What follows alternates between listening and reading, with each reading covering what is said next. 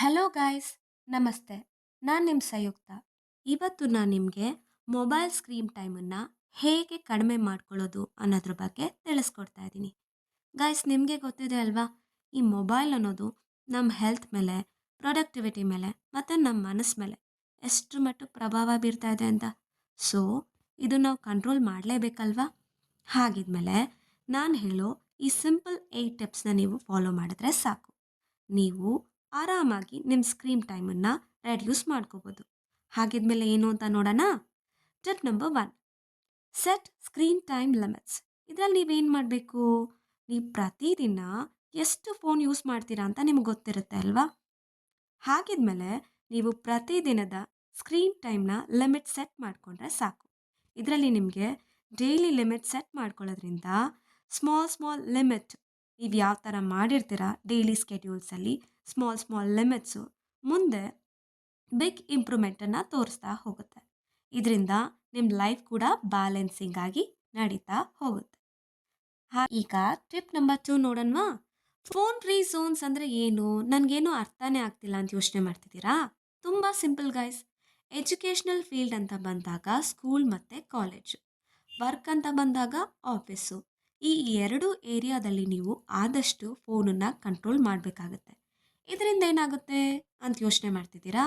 ಇದರಿಂದ ನೀವು ಆದಷ್ಟು ನಿಮ್ಮ ವರ್ಕ್ ಮೇಲೆ, ನಿಮ್ಮ ಸ್ಟಡೀಸ್ ಮೇಲೆ ಫೋಕಸ್ ಮಾಡಿಕೊಂಡು ಒಂದು ತುಂಬ ಚೆನ್ನಾಗಿ ಇಂಪ್ರೂವ್ಮೆಂಟನ್ನು ಪಡ್ಕೋಬೋದು. Tip number 3, schedule breaks.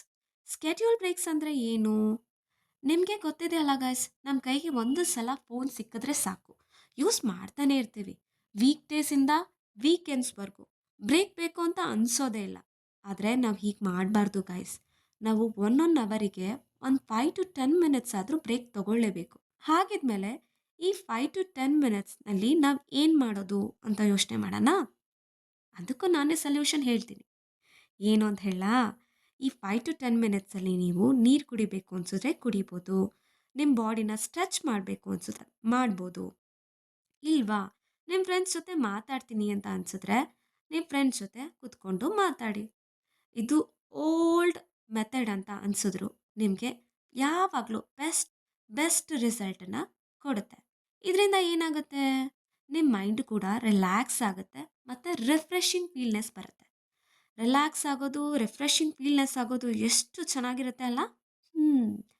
ಹಾಗಿದ್ಮೇಲೆ tip number 4ಗೆ ಬರೋಣ. Remove unnecessary notification. ಗೈಸ್, ನಿಮಗೆ ಗೊತ್ತಿದೆ ಅಲ್ವಾ, ಫೋನ್ ಅಂತ ಬಂದರೆ ವಾಟ್ಸಪ್ಪಲ್ಲಿ ಎಷ್ಟೊಂದು ಗ್ರೂಪ್ಸ್ ಇರುತ್ತೆ. ಅದು ಸಾಲದಕ್ಕೆ ಅಮೆಝಾನ್, ಫ್ಲಿಪ್ಕಾರ್ಟ್, ಆ ಆ್ಯಪು ಈ ಆ್ಯಪು ಅಂತ ಒಂದೊಂದಾದಮೇಲೆ ಒಂದೊಂದು ಆ್ಯಪ್ನ ನಾವು ಇನ್ಸ್ಟಾಲ್ ಮಾಡ್ಕೊಂಡಿರ್ತೀವಿ ಅಲ್ವಾ. ಇದರಲ್ಲಿ ಟನ್ಸ್ ಗಟ್ಟಲೆ ನೋಟಿಫಿಕೇಶನ್ಸ್ ಬರ್ತಿರುತ್ತೆ. ಅದು ಎಷ್ಟು ಮಟ್ಟಿಗೆ ಅಂದರೆ, ನಾವು ಡೇಟಾ ಆನ್ ಮಾಡಿದ್ರೆ ಸಾಕು, ton ton ton ton ton ton ಅಂತ ಕಂಟಿನ್ಯೂಸ್ ಆಗಿ ಬಂದ್ಬಿಡುತ್ತೆ. ಇದನ್ನು ಕೇಳಿ ಕೇಳಿ ನಮಗೆ ಒಂದೊಂದು ಸಲ ಬೇಜಾರಾಗೋಗುತ್ತೆ ಅಲ್ವಾ ಗೈಸ್. ಅದಕ್ಕೆ ನಾವೇನು ಮಾಡಬೇಕು ಗೊತ್ತಾ, ಇದರಲ್ಲಿ ಯಾವುದು ಇಂಪಾರ್ಟೆಂಟ್ ಇದೆ ಅದನ್ನು ಮಾತ್ರ ಆಕ್ಸೆಪ್ಟ್ ಮಾಡಿಕೊಂಡು ರಿಮೈನಿಂಗ್ ಎಲ್ಲನೂ ನಾವು ಇಗ್ನೋರ್ ಮಾಡಬೇಕಾಗತ್ತೆ. ಇದರಿಂದ ಏನಾಗುತ್ತೆ ಗೊತ್ತಾ, ನಿಮ್ಮ ಮೈಂಡು ರಿಲೀಫ್ ಆಗುತ್ತೆ, ತುಂಬ ಸ್ಟ್ರೆಸ್ ಆಗಲ್ಲ, ಸ್ಟ್ರೆಸ್ ಕೂಡ ಕಮ್ಮಿ ಆಗುತ್ತೆ. Tip number 5, replace screen time with hobbies. Hobbies ಅಂದರೆ ನಿಮಗೆ ಗೊತ್ತೇ ಇದೆ ಅಲ್ವಾ ಗೈಸ್. ಬುಕ್ಸ್ ಓದೋದಿರ್ಬೋದು, ಮ್ಯೂಸಿಕ್ ಇರ್ಬೋದು, ಎಕ್ಸಸೈಸ್ ಇರ್ಬೋದು, ಸ್ಪೋರ್ಟ್ಸ್ ಇರ್ಬೋದು, ಜಾಗಿಂಗ್ ಇರ್ಬೋದು, ಪೇಂಟಿಂಗ್ ಇರ್ಬೋದು, ಯೋಗ ಇರ್ಬೋದು, ಸ್ಟಿಚಿಂಗ್ ಇರ್ಬೋದು, ಕುಕ್ಕಿಂಗ್ ಇರ್ಬೋದು. ಎಷ್ಟು ಹಾಬೀಸ್ ಇದೆ ಅಲ್ವಾ.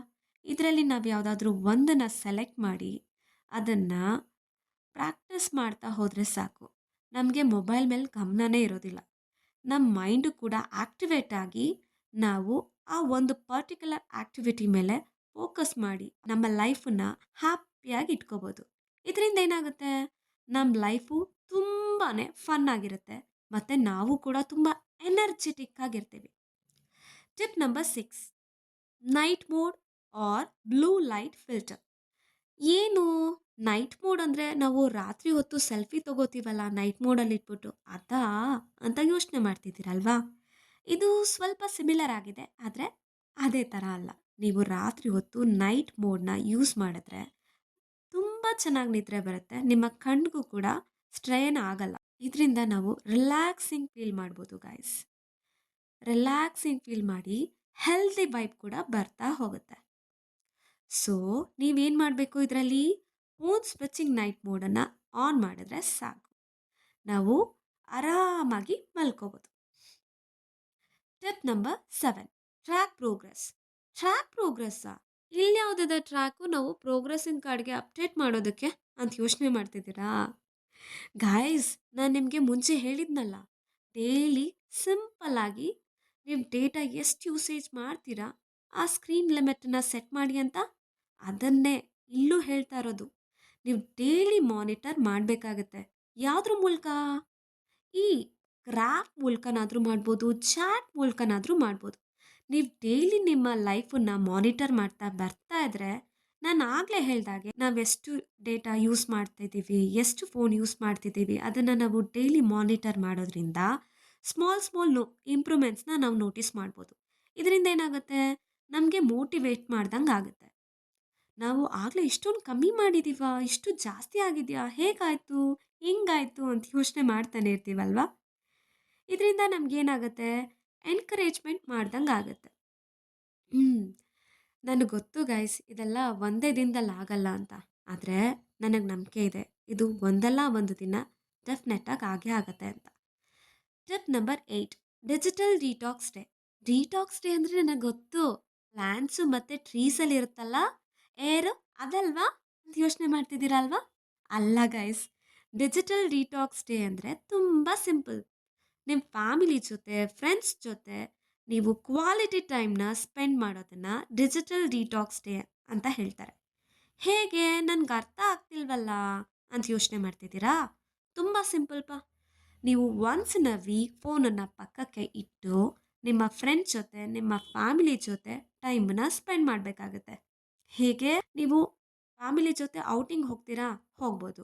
ಫ್ರೆಂಡ್ಸ್ ಜೊತೆ ಪಾರ್ಟಿ ಮಾಡೋಕ್ಕೆ ಹೋಗ್ತೀರಾ, ಮಾಡ್ಬೋದು.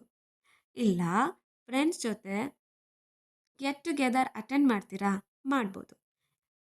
ಹೀಗೆ ಮಾಡೋದ್ರಿಂದ ನಿಮ್ಮ ಮೈಂಡು ರೀಚಾರ್ಜ್ ಆಗ್ತಾ ಹೋಗುತ್ತೆ ಮತ್ತು ನಿಮ್ಮ ಸೋಲು ಹ್ಯಾಪಿನೆಸ್ಸಿಂದ ತುಂಬಿಕೊಂಡಿರುತ್ತೆ. ನೀವು ಆ್ಯಕ್ಚುಯಲ್ ಆಗಿ ರಿಯಲ್ ಲೈಫ್ನ ಇದರಲ್ಲಿ ಎಂಜಾಯ್ ಮಾಡ್ಬೋದು. ಕೊನೆಯದಾಗಿ ಒಂದು ಮಾತು ಹೇಳೋದಕ್ಕೆ ಇಷ್ಟಪಡ್ತೀನಿ ಗೈಸ್. ರಿಮೆಂಬರ್, ಮೊಬೈಲ್ ಅನ್ನೋದು ಒಂದು ಟೂಲ್, ಅದು ನಿಮ್ಮ ಲೈಫ್ ಅಲ್ಲ.